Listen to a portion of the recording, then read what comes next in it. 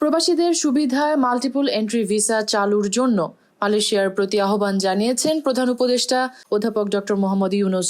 সোমবার রাষ্ট্রীয় অতিথি ভবন যমুনায় মালয়েশিয়ান হাইকমিশনার মোহাম্মদ সুহাদা ওসমান সাক্ষাৎ করতে গেলে প্রধান উপদেষ্টা এই আহ্বান জানান। এ সময় প্রধান উপদেষ্টা দেশটিতে কাজে যোগদানের তারিখ অতিক্রম করা 18,000 বাংলাদেশি কর্মীকে পুনরায় সুযোগ দেওয়ার আহ্বান জানান।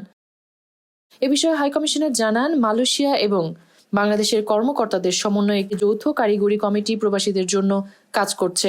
প্রধান উপদেষ্টা এই সময় গত অক্টোবরে ঢাকায় মালয়েশিয়ার প্রধানমন্ত্রী আনোয়ার ইব্রাহিমের সঙ্গে বৈঠকের কথা স্মরণ করেন। তিনি আশা প্রকাশ করেন যে মালয়েশিয়া এই প্রক্রিয়াটি ত্বরান্বিত করবে, যাতে বাংলাদেশি কর্মীরা দ্রুততম সময়ে দেশটিতে গিয়ে কাজে যোগ দিতে পারেন। প্রধান উপদেষ্টা 1 জানুয়ারি আসিয়ানের সভাপতির দায়িত্ব গ্রহণের জন্য মালয়েশিয়াকে অভিনন্দন জানান।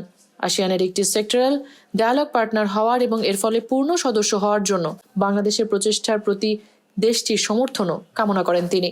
এ সময় বাংলাদেশের বিনিয়োগ সহ বিভিন্ন স্বার্থ সংশ্লিষ্ট বিষয়ে মালয়েশিয়াকে এগিয়ে আসারও আহ্বান জানান প্রধান উপদেষ্টা। মেহেরুন বিনতে ফেরদৌস, 7 রং নিউজ।